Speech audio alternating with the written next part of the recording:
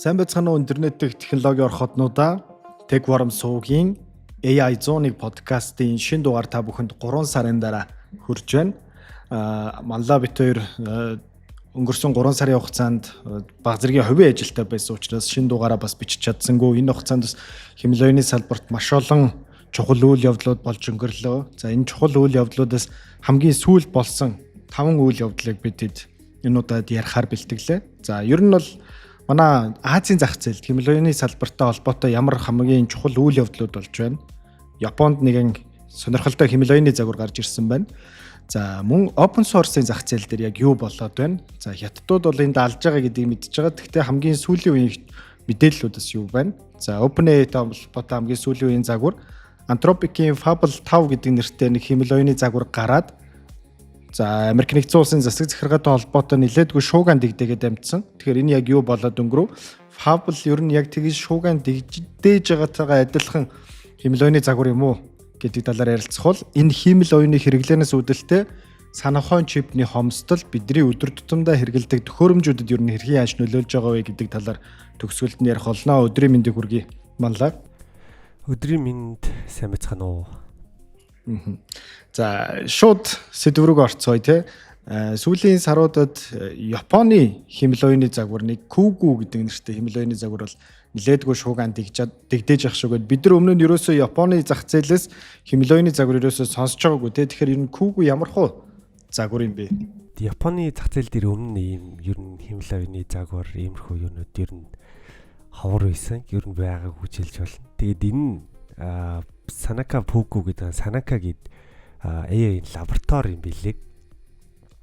Тэгээд энэ лаборатори дээр болохоор ингээд хит хитэн юмнууд туршаал ингээд пейперүүд гаргаж ирсэн юм билээ. Тэгээд сүүлд гарсан 2 пейпер дээр нь ер нь иймэрхүү юу гарч ирсэн.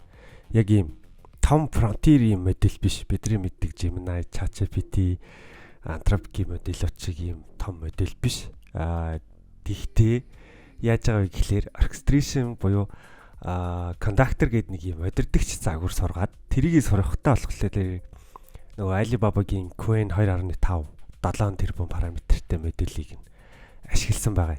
Тэгээд ашиглангуудаа цаанаа болохоор open source болон closed хаалттай source-тай загваруудыг orchestration хийгээд буюу аль даалгавар дээр нь аль хэмжээ оюуны илүү сайн ажилдаг вэ гэдгийг ингээд чиглүүлж өгөөд цаанаа ингээ олон эйжент удирдах маягаар ингэж хийдэг тийм загвар байгаа. Энэ бол одоо жишээ нь ялангуяа өрсөлдөөн хитрхийн нэгэнд ингэж холдчихсан байгаа нөхцөлд бол манай Монгол шиг эсвэл те хэмжээний салбарт дөнгөж хөл тавьж байгаа компаниудад баримталж болохуд тийм стратеги юм шиг санагдаад байна те. Тийм яг зөв. Одоо эдгээр өөрсдөө болохоор orchestration is new frontier гэдэг нэг юм юутэй юм бэлээ. Нийтлэл тавьсан бэлээ. Тэгээд яг нөө үзүүлэлтүүд нь амар сайн. Одоо Opus-ыг юу нь бол зарим үзүүлэлтүүд даваад байгаа. Opus, GPT-5, Gemini 3.1 Pro зэрэг. Тэгээд угаасаа цаанаа ер нь энэ 3 модель байж байгаа. Gemini 2.5 Pro, Cloud Sonnet гэх мэт. 3.1 Pro Sonnet гэх мэт ийм модулүүд байгаа. Тэгээ closed source-д бас нөгөө нэг DeepSeek-ээс гаргасан модель, Google-ийн Gemma гэх мэт загварууд байгаа юм билээ. Тэгээд дандаа ийм жижигхэн тэгээд resource багтай ийм юунуудыг жижиг моделийг orchestrator болгоод тэрнгээ өөрсдөө моделийг сургасан байгаа байхгүй. Тэгмээд энэ бол ер нь Монголд нэлээд юу хэрэгцээтэй гэх юм юу гэх юм. Монголчууд бидэд яг энэ чиглэл рүү явал ер нь их зүгээр санагдсан. Жижиг модель сургаад тэрийг orchestration хийдэг болгоод цаанаа удирдах маягаар цаанаа олон модулүүдийг удирдах маягаар явдаг. Тэгээд бас юу юм бэлээ? Удирдахч хэмжээ оюунаа яг нэг сургахтаа юу orchestrator тэр модулаа сургахтаа болохоор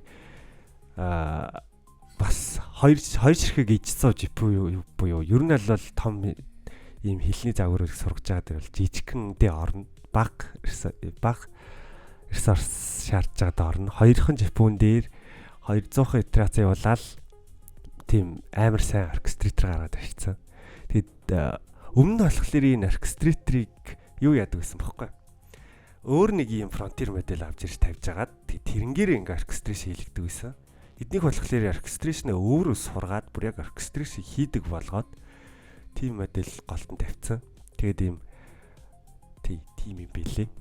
Ер нь гэхдээ бас айгүй сонирхолтой улсаас гарч ирлээ те. Би бас Японыг гайхал байдаг ус. Ер нь Японч бас суур технологиуд айгүй сайтай шүү дээ те. Яг ийм хай техүүд дундаа Тэнгуудлаа Японы одоо жишээ SoftBank бол одоо химлойны салбар дах амбица OpenAI дээр маш том боцоо тавьсан явж байна. Тэнгуудл энэ улсаас бас ийм химлойны frontier загвар гарч ирэх байгаа гэсэн надаас айгүй сонир санагдал байсан л. Чи яг гівэнд Японоос гараад ирэхэд нь юу гэж бодсон? Би харин өмнө нэг ажил дээр манад нэг Япон судлаач ирж ирсэн. Тэгээд тухайд би зүгээр асууж хахад Японд ийм яг ийм суур ийм модель ер нь байдгүй гэд асууж исэн чинь тийм юм бол байхгүй гэд нэг жидэл гарan юм нөха тэгж ирж ирсэн. Тэгээд за Япончууд ер нь энэ чиглэл дээр юм хийдгүү бахта хятад л амар хийгдэх ингээл боддог гэсэн. Тэгээд Япончууд ч өөрсдөө ингээд амар юу штэ амар юм хянамгай. Тэгээд нэг юм шинэ технологиг хүлээж авахтаа ингээ уул сойроос нь ингэж авдаг. Тэгээд тэрнээс болоо жоохон удсан байх л гэж бодсон. Тэгээд дээрэс нь гэтээ гарч ирэхдээ эн чинь нэг юм яг өөрсдийн модель биш яг ингээд модельүүдийг ер нь яаж өдөртөл болох юм бэ гэдэг юм гаргаж ирж байгаа. Бас шинэлэг өнцөг байгаа байхгүй. Надад бол тийг санагдсан. Надаа яг би яг дөнгөсөө ингээ Google дээр хайгаад үзсэн чи амар сонирхолтой факт энэ. Одоо энэ Sakana AI гэх компани болохоор үнэлгээ нь болохоор 2.6 тэрбум долларын үнэлгээтэй 23 онд үүсгэн байгуулагдсан стартап юм байна. Тэгсэн чинь энэ стартапыг Дэвид Ха за Google Brain-д ажиллаж исэн нөхөр байна. Дэвид Ха гэдэг нь.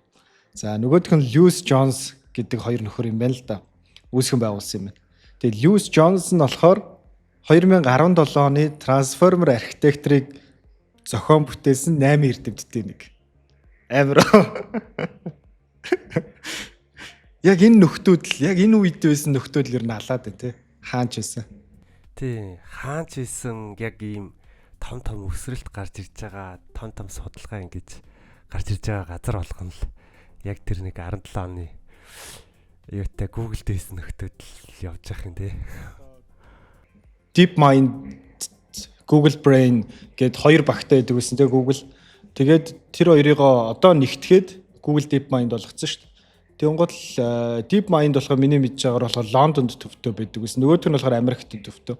Google Brain нь болонгууд л яг ийм химэл оюуны судалгаа чиглэл рүүгээ хитрхи ингэж явж байгаа. Тэгээд Transformer загварыг гаргаж ирсэн.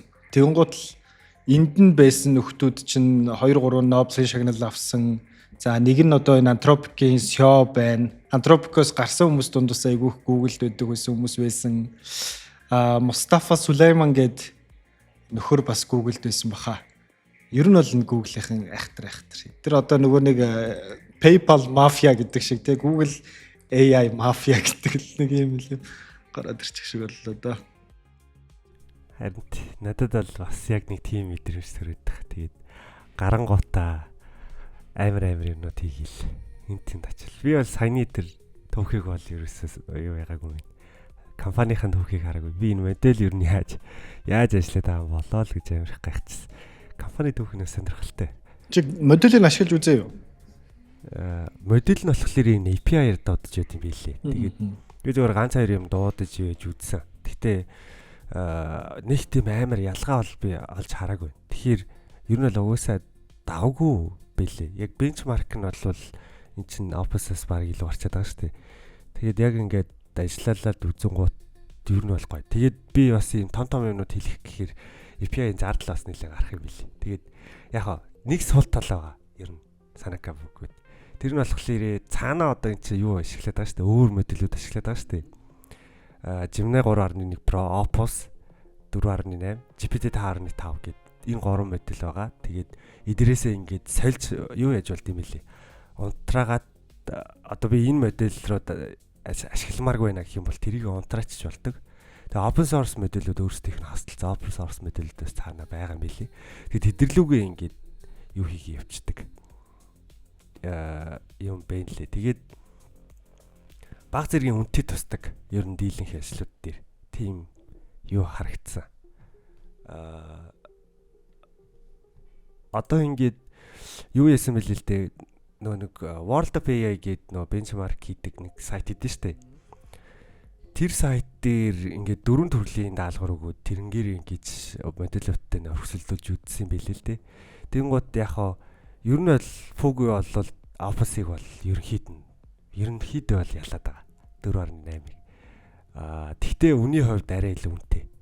Тэгээд нэг юм арилжааны ийм зураг гаргадаг сайт хийлгсэн байл та. Тэгэд гисэн чинь Office-аас бол илүү ийм боловсронгуй олон үйлдэлтэй интерфейс гаргаж чадсан байгаа байхгүй.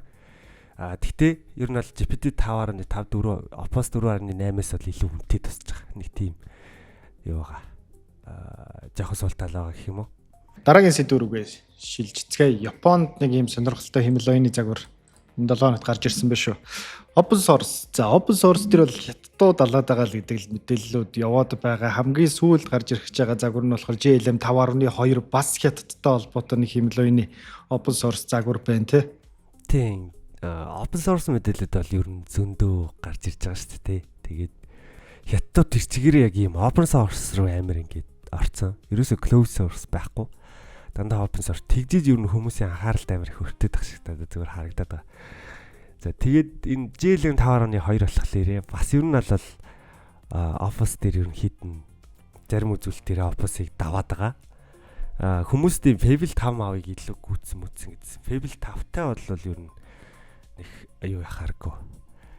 Төхөргүй. Гэхдээ open source загваруудынхаа дунд бол ер нь хамгийн шилдэг нь болцсон байгаа одоогоор.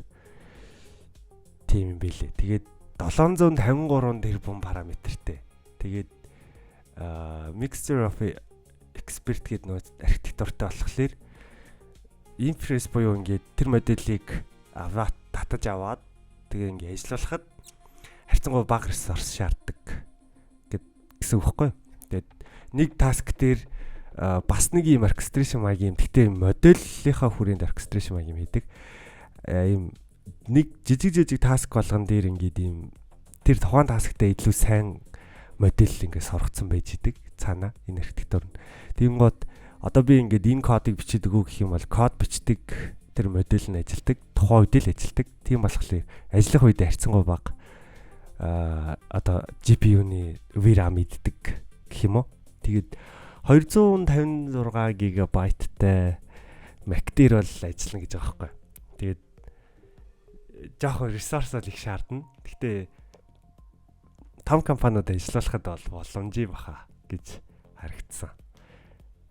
Тийм л ерөн загвар байна да. Тэгээд хүмүүс бас энэ дэр нэлээ юмнууд туршаалгаа мэлээ. Тэгээд зураг мураг илдэ байна тийм бол байхгүй. Яг эйжент тал руугаа ер нь нэлээ чиглэсэн модель үлээ. Эйжентийг ер нь яаж ажиллах вэ гэдэг. Ер нь орчин үед ер нь тийм болоод байгаа шиг байна. Эйжентүүдийг л яаж сайн ажиллах вэ? Tool calling, MCP сервертэй яаж ажиллах вэ гэдэг чиглэлрүүл ер нь бүх AI-ууд илүү чиглээд байгаа шиг. Тэгээд энэний хамгийн том давуу тал нь бол хямдхан, inference дээр илүү хямдхан. Бүр харьцуулшгүй хямдхан. Гэхдээ ер нь Office-тай адилхан үр дүн гэхлээр надад бол амар сонирхолтой л байгаа. Тэгээ 256 GB-тэй Unified Memory-то Mac хамгийн доотлол нэрэгтэй хэр бас чанга юм тий. Ганцаараа хувь хүн бол ажиллуулах жоох хэцүү л дээ. Тэ, хувь хүн бол ажиллуулах жоох хэцүү.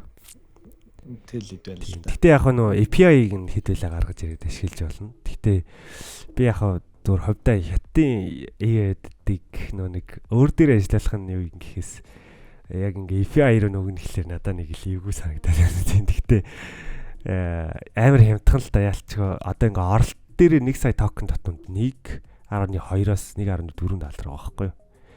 Тэгснэ гаралт дээр $4 гэдэг. Энэ чинь Office-тай харьцуулахад бүр хажууд нь амар юм том байна. Тийм байна. Энэ ер нь хятадын хэмэл нээлттэй open source хэмэл оюуны загваруудыг татаж аваад ашиглахаар ер нь хэр аюулгүй. Одоо жишээ нь ингээд хятадын Huawei, ZTE гэдэг ч юм уу өөр албаны компаниудыг нь Европ, Америкт хориглоод идэв шүү дээ тий. Тэгвэл open source модельийг нь аваад шууд ашиглаад байхаар ямар нэгэн кибер аюулгүй байдлын талаас эрсдэл байх уу ер нь? Тэр тал дээр хүмүүс яг нэг одоо энэ Hugging Face гэдэг модель гэдэг сайт байдаг. Ер нь машин сургалтын инженерүүд юу яадаг. Тэн дээр нэг соргосон модулуудад тавьчихдаг. Одоо энэ GLM 2.5 ч гэсэн Hugging Face дээр нь бол байга.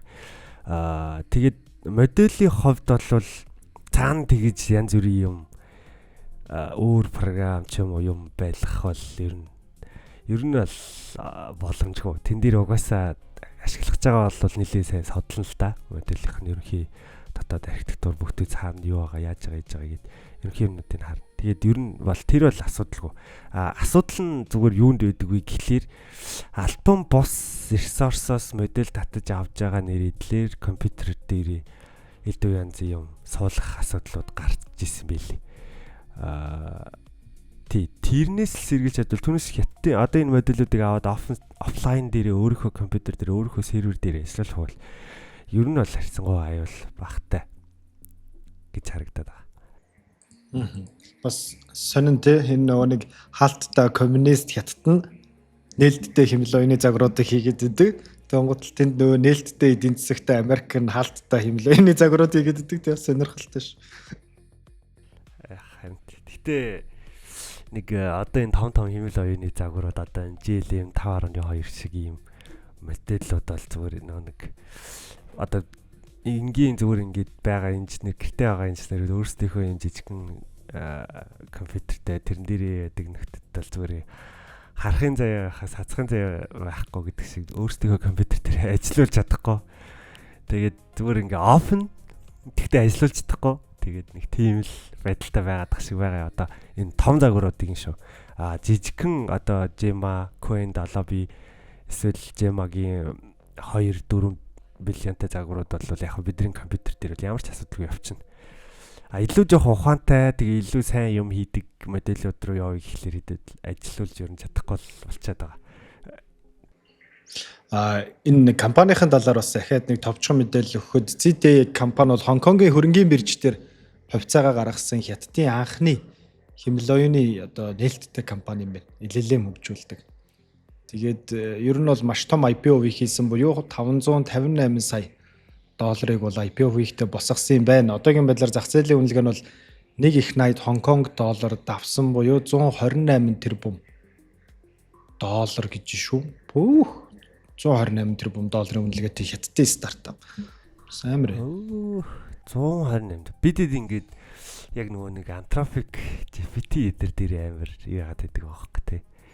Often эдрийн лиг хараад идэгээс 100 тэрбумын үнэлгээтэй гэдэг чинь жил гарны өмнө Anthropic чинь нэг тиймэрхүү үнэлгээтэй байсан шүү тий. Тийм шүү дээ. Тий. Чин гэтээ ер нь жоох утгагүй л тээ. Яг яаж үнэлээд нөхдөд тий. Маш хурдан их найдын үнэлгээнд өрнөдөг бол тий. Одоо энэ XAI, SpaceX mix бол утгаа алдлаа шүү. За дараагийн сэдв рүүгээ орцгоё. OpenAI компани GPT 5.6 загвар бол одоо limited буюу тодорхой хэрэглэгч нарт бол нээлттэй байдлаар бол нээлттэйсэн байна.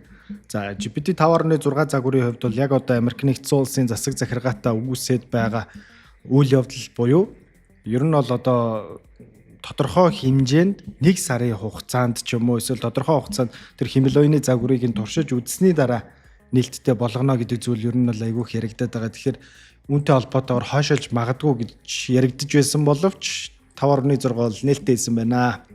Ер нь ямар хуу загвар байх шиг вэ? Тэгээ Монголд бол одоо нээлттэй хийгдэг үү те?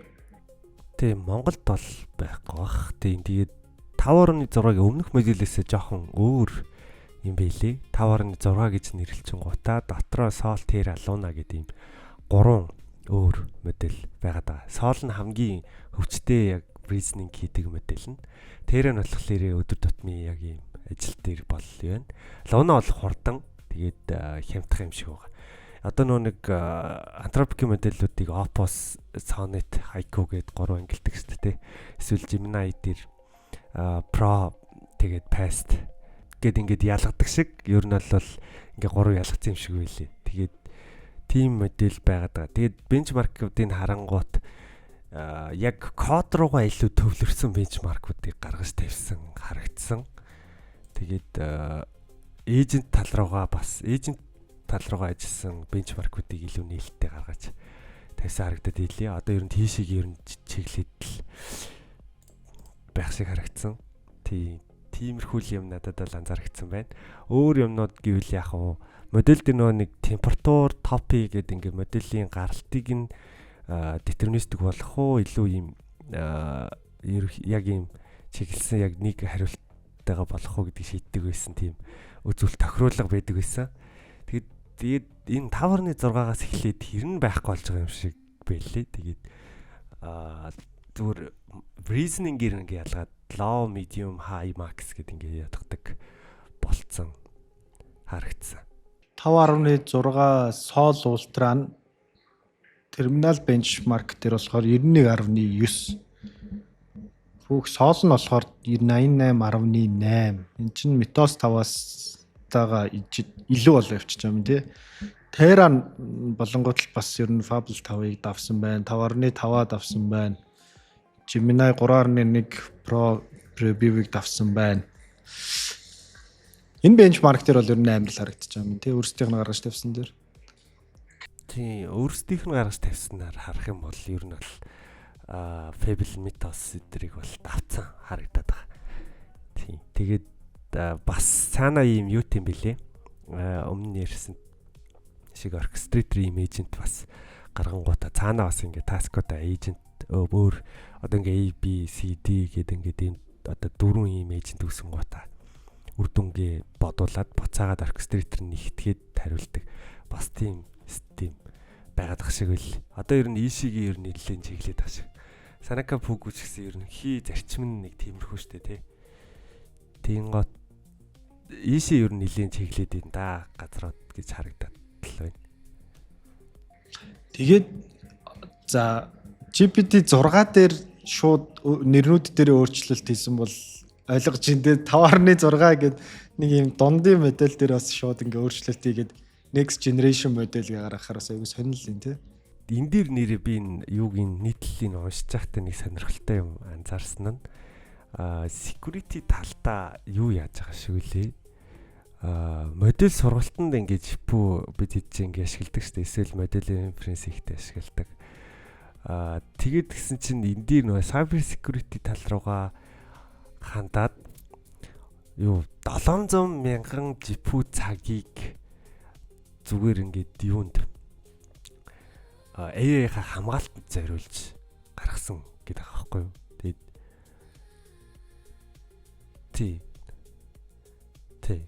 Тэгэнгუთ одоо ингээд одоо AI чинь ингээд jailbreak хийж болно, prompt injection хийж болно гэх мэт ийм юунууд байгаа шүү дээ.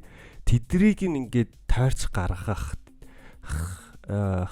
гардаг юм асуудал байдаг хөөе. Одоо ингээл юу ч үгүй биологийн зэвсэг хий гэдгийгэн гут тэрийг ингээд тойроо утгаар явчих юм бол AI-ийн тэнд нь хариулцдаг ч юм уу те. Нэг тийм асуудлууд юу байдаг хөөе. Тэгээ эсвэл сая Mythos чинь ер нь тэгээ болцсон ш. Наадах чинь jailbreak хийж болох юм байна. Тойрч гарч болох юм байна гэх. Тий. Тэгэн гут тэрийгэ шийдэхийн тулд тийм их хэмжээний жипүү цагийг модельо шалгах тэгээд тэр нөгөө юуг үр дүн боломжгүй болгохын тулд хийсэн юм байна. Тэгээд одоо энэ jailbreak-ийн асуудал учраас нэлээд шүү дээ. Хятадууд ингээл моделийнх нь ерөнхий хариултаас нь шинэ модель сургаа гаргаад ирдэг те. Тиймэрхүү асуудлууд зөндөө байдаг. Тэрнээс ингээс хэрэглэхийн тулд ийм юм хийсэн байна. Наач мас чухал юм байна те.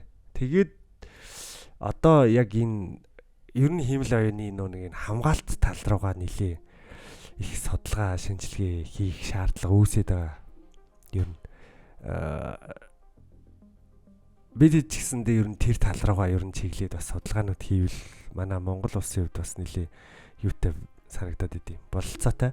Хиймэл оюуныг өөрийг нь хамгаалах те. Одоо буруу хариулт буюу ингээд нэг буруу хариулт ч юу бишээ. Одоо нэг хор хөнөөлтөй хариулт өгүүлэхгүй байх тал дээр гэх юм уу? Одоо тийм хамгаалтууд ер нь бол байх хэрэгтэй байхгүй. 5.6 бол тэгээд ашиглаж үзээгүй байгаа юм чи нэг иймэрхүү л байна да. За одоо шүүгэн дэгдээгээд байгаа тэр Anthropic-ийн Mythos төрлийн хиймэл оюуны загвар болох Fable 5 тэг тий. Тэгээд ер нь яг юу болж байгаа вэ гэдэг талаар бид яг өмнөх Techform-ийнхаа яг үндсэн подкастн дээр бол ярьсан байгаа. За тэндээс бол яг ер нь яг юу болоод байгаа энэ загвар ороод ягаад ямар хоригт хязгаарлалтанд орчод байгаа юм бэ гэдгийг тэндээс сонсороо гэж бодож байна. Тэгээд манлагаас асуухад чи ер нь богинохон хугацаанд ашиглаж үзүү? Ер нь яг тэр шууган дэгдээд байгаа адилхан тийм амир сүрхий ид байсан юм уу? Би ашиглаж үзэх нь бол үзсэн. Нэг 2 хоног л тэр чинь нэлээд байсан шүү дээ. Тэгэд яг тэр 2 хоног хугацаанд нь бол яг ашиглаж үзсэн. Гэхдээ би яг нөгөө хэргийг нь бол гаргаж ер нь чадаагүй гэх юм уу.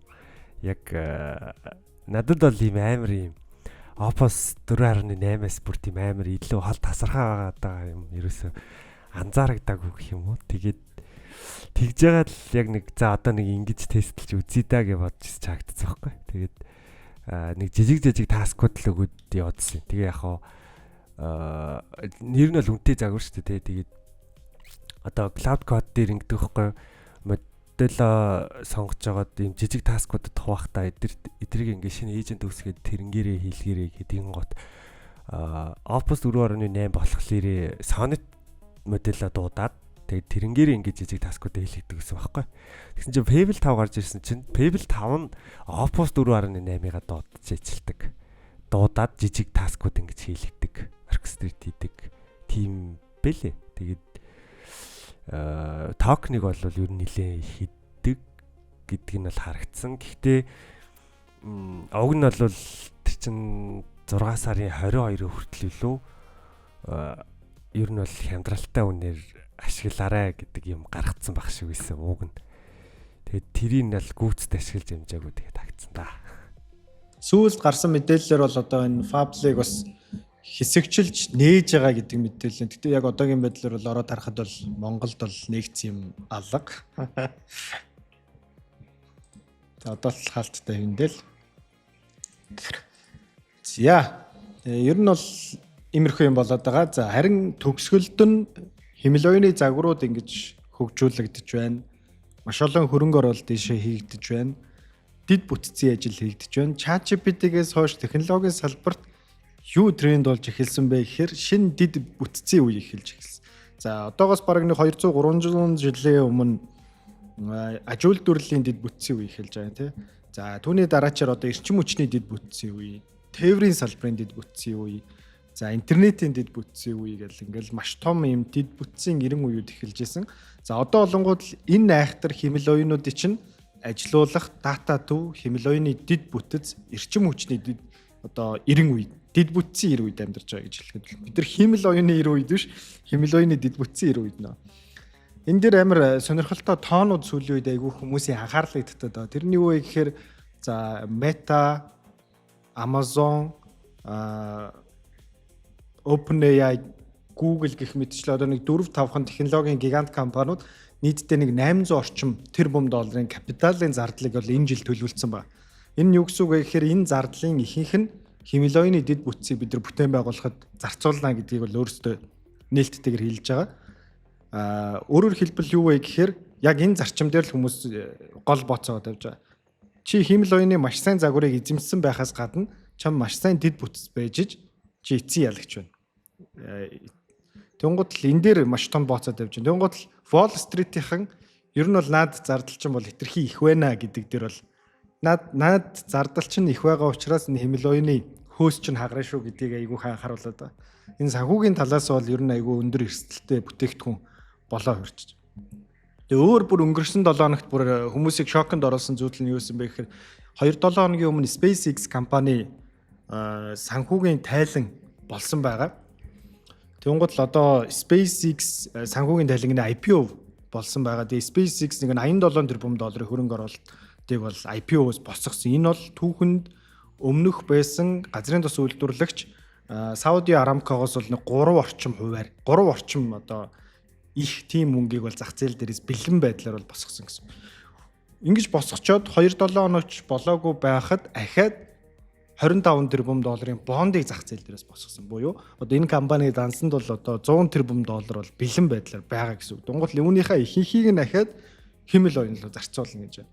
Тэгээ бүр сонирхолтой одоо SpaceX компани бүр айгүй галзуун өөрсдийнхөө зах зээлийг 28 одоо их $80 байна гэж харж байгаа. Ер нь 2030 он гэхэд Тэнгуул үүний 90 орчим хувь буюу 26 тэрбум 26 их $80 нь хэмэл оюуны зах зээл байна гэж байна. Тэнгуул XAI болонгол гол тоглогч нь байна. За мөн одоо эдний дата төвийн дэд бүтцэн болохоор яг гол мөнгөний урсгалыг нь бол орлогынх нь урсгалыг нь бол бүрдүүлнэ гэж байна. Тэнгуут л энэ бол баг одоо Америкийн өөрсдийнх нь эдийн засагтайгаа тэнцвүүц хэмжээний зах зээл байна. Тэнгуут л энэ мөнгө урсгал ер нь хаанаас орж хийн зах зээл хаана байгаа вэ? Энэ тооцоолч нь ер нь жоохон мапантай биш үг зүгзүүлүүд яригдэж байна. Өөр нэг амар сонирхолтой зүйл нь юу байгаа вэ гэхээр өнгөрсөн 7 хоногт Apple компани өөрсдийнхөө бүтээгдэхүүнүүдийг нэг 100-аас 300 орчим доллараар нэмэх шийдвэр гаргасан. За энэ нь болохоор ихэвчлэн Mac, iPad, HomePod, Apple Vision Pro хүртэл нэмэгдэж байгаа. Apple-ийн баг хамгийн цөөхөн зарж байгаа бүтээгдэхүүнүүдийн нэг нь хүртэл нэмэгдэж байна. Энэ нь химэл оюунаас үүдэлтэй санахын чипний хомсдолтой холбоотой ерөөсөө. Технологийн том компаниуд энэ дата төвийнхөө санахын чипнүүдийг бүрдүүлэхийн тулд одоо энэ санахын чипийг үйлдвэрлэдэг ерөөсөө зах зээлийнх нь 90% нь хангадаг 3 компани байдаг. Хоёр нь бол Солонгосынх, нэг нь SK Hynix, нөгөөх нь Samsung Electronics, за нөгөөх нь болохоор Micron-гийн компани байгаа. Энэ компаниудын орлого хэд дахин нугарсан. За Micron-ы 3 дугаар улирлын тайлан дээр болонгод орлого нь өнгөрсөн оноос харьцуулахад 4 дахин нугарсан. 9 тэрбум байж байгаа 41 болсон. За энэ юунаас холбоотой байгаа вэ гэхээр нөгөө чип үйлдвэрлэж байгаа, дата төв барьж байгаа компаниуд очоод тэр санахын чипнүүдийн компаниудын үйлдвэрлэж байгаа бүтээгдэхүүнүүдийг хэдэн жилээр нь гэрээ хийгээд авчиад. Одоо баг дараагийн 2 жилийн санахын чипний үйлдвэрлэл бол аль хэдийн зарагдаад дуусчихсан гэдэг ийм мэдээлэл үжигсэн гараад. Тэнгууд л энэ нь яг ийм өдөр тутмын төхөөрөмж хэрэгэлдэг, үйлдвэрлэдэг компаниуд дээр бол том шок болж орж ирж байгаа буюу одоо энийг одоо рамны тийм гамшиг маягийн зүйл болж байна гэж хэлж байгаа. Тэнгууд л энэ бид нар дээр яаж тусч байгаа вэ гэнгүүт л айгуу гоё химэл оюун гарч ирээд идэг. Тэнгууд л яг гоё нөгөө химэл оюуны чинь ашиглах супер компьютер, супер төхөөрөмжүүд илүү үнэтэй болж байгаа. Хүн болгон бараг худалдаж авах боломжгүй болж байна. Буюу одоо 20 дугаар зууны хамгийн гайхалтай мөрөөдөл те хүн болгоны ширээн дээр персонал компьютерыг аваачих мөрөөдөл дээр одоо ингээ химэл оюун лай болж байна л доо. Тэ чи юу гэж бодож чинь ер нь бол бидний одоо хамгийн хайртай бүтээгдэхүүнүүд үнэн нэмэгдээд шүү дээ. Бараг сая төгрөгөөр монголоор нэмэгдээд байгаа. Харин тийм ээ. Тэр бол жоохон гонигтай байна. Тэгээд эн чинь нэг технологийн хувьд авах юм бол химэл оюунч төр өмнөрсөн VRAM гэдэг юм дээр химэл оюун маань ер нь л ажиллаж байгаа. Тэгээд ийм high bandwidth memory гэдэг шүү дээ. Энэ memory-г ч одоо тэгээд 3 газар ер нь хийж чадж байгаа. Тэнгот дээрэс нь бид нар тэгтээ яг ийм VRAM бид нарт бол зөвхөн энгийн хэрэглэгч нарт бол нэг тийм амар хэрэгцээгүй л дээ. Уг нь бол гэхдээ юу үсэж байгаа вэ гэхлээр энэ VRAM-ны чинь буюу AI-г ажиллуулахад ганцхан VRAM биш зөвхөн энгийн RAM буюу яг шуурхай санахаа бас хэрэгтэй төгөхгүй. Тэнгууд ингээд химэл оюуны серверүүдийг барихад VRAM-наас гадна дахиад энгийн RAM ч гэсэндээ ингээ хэрэгтэй болоод технологиот дагаад ингээ хоёулынгийнх нь үн өсөх тийм хандлагатай болоод харагдаад байгаа. Тэгээд энэ бүр юу яаж л вэ л да өмнөх мэдээтэйгээ байхад нөгөө нэг 700 мянган цагийн GPU цаг гэлэгж штэ. Тэгээд энэ модель сургалтанд биш зүгээр аюулгүй байдлын төлөө. Тэгээд бодглохлоор ер нь бол GPU-ны юу хэрэглээ амар өндөр байна, үнэч нэмэгдэж байна. Одоо AWS, Google Cloud дээр байгаа GPU-нууд ч гэсэн тэр нь бол үнэ нь хэлбэлзээд эхэлж байгаа. Үнэтэй ер нь бол үнэтэй болж байгаа гэх юм уу? Өмнө байдаг байснасаа. Тэгээд одоо 2 дахь зах зээл буюу хүмүүсийн ингэ нийлүүлдэг зах зээл дээр ч гэсэн GPU-ных нь үнэ ер нь бол өсөөд байгаа гэх юм уу? GPU төрөсөлдөг үнэ нь. Тэгээд бас жоохон тэр тал дээр ингэ бодглохлоор жоохон гонигтай л байна л да. Тэгээд үн нэмэгдэж гин тий. Одоо энэ үйлдвэрлэл талаас яг ингээл эрэлтээ тооцоолол үйлдвэрлэх хүчин чадлаа нэмээл ингээл маш сайхан явж исэн чи гівгэнд дундаас нь айхтар их эрэлт өдөөх одоо зүйл ороод ирсэн гэдэг нь одоо химэл оюуны энэх өсрөнгөө хөгжил ороод ирэхээр үйлдвэрлэл нь бол одоо нийлүүлэлтэд дийлэхэ болцсон л тийм л Ер нь бол эдийн засгийн энгийн зарчим үйлчлээд байна л да. Тэгээд одоо буцаагаад юу энийг одоо хэвийн байдалд оруулах боломжтой гэж би бодож байгаа вэ гэхээр үнэхээр хэмэл оюун эдийн засаг дүр өгөөж өгөх буюу үнэхээр бидний одоо бүтээмжийг нэмэгдүүлээд бид нар одоо тэр үнэтэй болоод байгаа бүтээгдэхүүнүүдийг яг өмнөх шигээ нэг санаа зовхгүй байдлаар худалдаж авах хэмжээнд л очих эдийн засгийн тийм нөхцөл байдал руу бидний хөтлөх хэрэгтэй л баг л та тий. Тэгэхээр яг чиний эдийн засгийг ер нь өсгөж гэнэ үү хэмэл оюун яаж вэ? Эдийн засаг талаасаа л өсгөж байгаа баха. Гэхдээ нөө хэмжихэд жоохон хэцүү гэх юм уу? Тэр хэмжих арга нь ер нь бол жоохон юм байгаа. Жоохон тодорхойгүй гэх юм уу? Одоо нөө нэг анх хэмэл оюухан гарч ирж байхад энэ хэмэл оюуны чинь сайн муу гэдгийг яаж үнэлэх юм бэ гэд нэг тэгжсэн. Тэрэн шиг одоо яг миний ажил дээр миний хурдыг ер нь хэд дахин нэмэгдүүлээд байгаа гэдгийг яг таг хэмжээд тэндээс миний орлого ер нь хэрэг өсөж байгаа яаж байгаа гэдэг юм гарч ирэх ёстой шүү дээ. Гэтэ яг зүгээр ингээд хараар ингээд бодох юм бол одоо бол яг нэг 2 жилийн өмнөх шиг гараараа ингээд яг бүтэн код ингээд бичдэг үе бол өнгөрцөн ер нь бол ер нь бол бичихгүй. Тэгээд яаж байгаа вэ гэхэлэр за энэ дээр ийм байна, ийм асуудал байгаа юм байна. Энийг ингэж очиод энийг энэ дээр ийм код бичээд ингэж сатахаараа гэдэг чиглэл рүү ер нь бол орцсон. Одоо ер нь бүх программистууд ер нь тэр чиглэл рүү орж байгаа байх. Орцсон байх. Тэгээд тийм бодлохлоор бид эдийн хурдыг бол амар сайжруулж нэмж өгч байгаа. Тэрнийхээ хэрээр бүр их ажилтай л болоод байгаа л да миний хувьд бол. Хурдан хийгээд байх тусам олон их ажилтай л байгаа ер нь л. Хурдан дээр айгуу сонирхолтой зүйлсүүд ажиглагдаад байна тий. Шууд энийг одоо чи химэл оюун танил хийчихтэй юу гэж бодоод байгаа юм гэдэг ч юм уу тий. Тэнгуул одоо жишээ нь миний хувьд одоо сайн бүтээгдэхүүн, сайн үр дүн гэдэг юу хэлдэг вэ гэж ойлгодог вэ гэхээр одоо тэрний талаар ингээ уг углуургын ч гэсэн маш сайн бодох тий. Би ер нь яг энийг яагаад хийх ёстой вэ? Яаж хийх вүлээ? Эн чинь яг ямар утга учиртай байлаа гэдэг юм уу. Тэнгуул тийм завдал бас ийм ажлын орчинд төрхий өгөхгүй ийм нөхцөл байдал руу оролцож байгаа болов уу гэж бол надад бас бодогдоод байна шүү. Тийм одоо биний ажил дээр ч гэсэн дээр хэд яг анзаарэгддэг. Ингээ AI-аар л ингээл болчих штэ гэдэг юмнууд ингээд амар их байдаг байхгүй. Тэгээд гэхдээ яг ингээд бодонгууд суур юмнуудаа ингээд ойлгоод бүх алхам бүрийг нь би ингээд өөрөө мэдээд хийх тэгээд зүгээр бүх эрх мэдлээ AI дөгөөд хийх хоёр ингээд ялгаатай. Бүх эрх мэдлээ AI дөгөө хийх юм бол амар хурдан гараад ирчихнэ. Окей, ингээд яатсан. Гэтэ тэр амар тогтургүй систем болоод тойрчдөг гэх юм уу. Тэрний хооронд яадаг вэ гэхлээр за энэ чи ийм байна, энэ дээр ингэж ийн гэдэг ерөнхий чиглэлүүдийг нөгөөд явах юм бол илүү чанартай. Тэгээд архитектурын хувьд зөв тийм юу гарч ирж байгаа гэх юм уу. Тэгээд дээрэс нь хэмлэн ч амар хийм илүү төстэй амар хийдэг. Тэр болгоныг ингээл очиад ханаас нь цэвэрлдэг.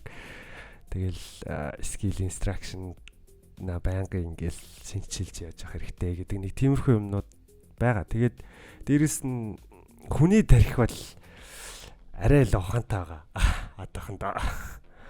Ер нь бол би ингээд энд ийм асуудал нэг юм миний бичсэн кодн дээр асуудал гарлаа гэхэд наачааг энэ дээр нь ийм асуудал үүсээд байгаа юм шиг байна гэд хэлээд засуулчихж байгаа байхгүй би. Тэгээд тэнгуут бүр өглөө хурдан ба. Тэнгуут тэр суур кодыг нь мэдэхгүй. Тэгээд зүгээр AI-аар хийлгдэг хүн би яг бодит жишээн дээр ярьж байна л да. Шууд ингээд ийм ингээд байна гэж зүгээр ингээд хэлэх.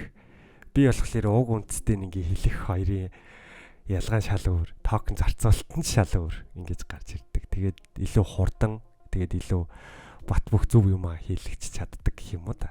Нэг тиймэрхүү байгаа гэсэн. Тэгэхээр хүний оюун ухаан бол одоохондоо бол энэ гариг дээр илүү хичээл байна. Тийм болохоор хэдүүлээ тархиа ашиглах хэрэгтэй. Тийм болохоор бас тархиа ашиглаж тэ хитрхи нэг юм гоё цэвэр цэмцгэр юм хийхгүйгээр бас заримдаа ингэ алдаатай юм ч гэсэн хийгээд дарагдаа нэг загнуулаад тэрнээсээ сургамж аваад тэ тэгэх нь бас бидний ирээдүйд ч бас хэрэгтэй зүйл байгаад. Би нэг саяхан John Stern гэдэг нэг Wall Street Journal-д ажилладаг байсан сэтгүүлчийн юмнууд ингэж аявуух дагдаг байхгүй. Тэр нөхөр саяхан өөрийнхөө хувийн аккаунтуудыг нээгээд тэгээ ингээ ажил Wall Street Journal-аас гараад тэгээ ингээ тусдаа бие даасан контент бүтээгч болж байгаа юм л. Тэгээ саяхан I'm not robot буюу би робот биш гэдэг номоо бичсэн байгаа байхгүй. Тэнгуут л тэрэн дээр нөхөр ингээ контент эдэр дээр ингээ албаар ингэж төгдөрж гацаж тэгж ярьж мэрдэг зөв. Тэг ингээд хиймэл оюун гэдэг чинь ямар ч алдаа гаргахгүй нэг юм төгс төгөлдөр юм болгочихсон. Тэгээд бид нар юу н яагаад алдаа хийж болохгүй гэж гээл те. Тэнгууд л бас зарим зүйл дээр бас өөртөө найдах нь бас илүү дээр байгаад байгаа шүү гэж хэлээд энэ удаагийн подкаста дуусгая. За энэ удаад бид зуны амралтаараа ер нь хиймэл оюуныг хэрхэн яаж ашиглах вэ гэдэг талаарх контентуудыг бэлтгэх болно. Энэ удаагийн 100 бид нар амрахгүй контентуудаа хийн тэгэхээр суугаад агаад биднийг анхааралтай ажиглаж сонсоорой гэж хэлье. Хамт байсанд баярлалаа. Баярлалаа. Баяртай.